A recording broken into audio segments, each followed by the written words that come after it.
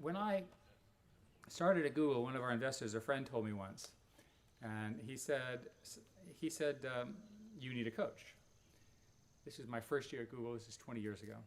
And I said, his name was John. John, I'm really good.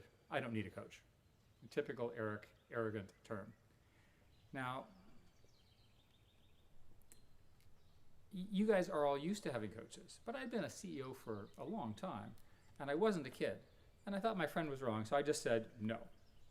So he looked at me, and he looked at me very carefully with a long pause, and he made me stare at him for a long pause, and he said, Eric, do tennis players have coaches?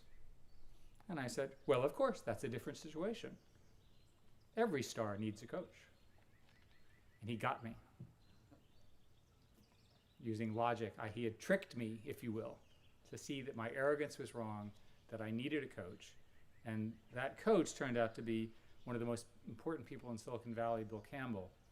I worked with him for 15 years. We wrote a book about him called $1 Trillion Coach, because he coached me and Steve Jobs at the same time.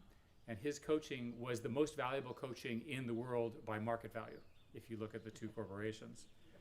And his guiding principle, which I'll share as I end here, is that the team is paramount. I had always thought, and you all probably think, that it's me, myself, and I. What can I do? How good am I? I want to be better than everyone else. But that's not, in fact, how success happens.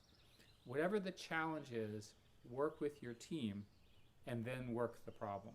If you've got the right team, you could overcome almost any problem. What's interesting about Bill, who died unfortunately a few years ago from cancer, he came from the football world, which is how, that's how football coaches think. But maybe you in sports already think this way.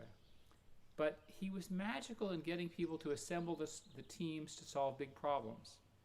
We called him the $1 Trillion Coach because of that. All I want you to do now is I want you to say, what's the situation? What are the issues? What are the options? But then I want you to say, who is working on the problem? Is the right team in place? Do they have what they need? The framework that I was given changed how I dealt with disputes between the largest companies in the world. Very high stakes, and everybody ended up winning. It's deceptively simple, but it does work. So no matter what our graduates today go on to do, if you have the right team, you'll get to the right result. You've been forged, both in this school and also in the pandemic, into teams. You probably don't think that's very important. You probably think math or science or English or whatever. But in fact, it is that team behavior will have a greater impact on the scale and impact that you have on the world than anything else. So don't leave these teams behind. Stay in touch. Stay in touch with Eaglebrook, but more importantly, stay in touch with your colleagues. Just remember those late night study sessions, the practices, the hikes, the drama classes, the science labs, and all the friends that you've made. Remember the mentors and the coaches, some of them parents and even a grandparent or two, who've watched to help you grow. When I was your age, I did not understand how many people were mentoring me.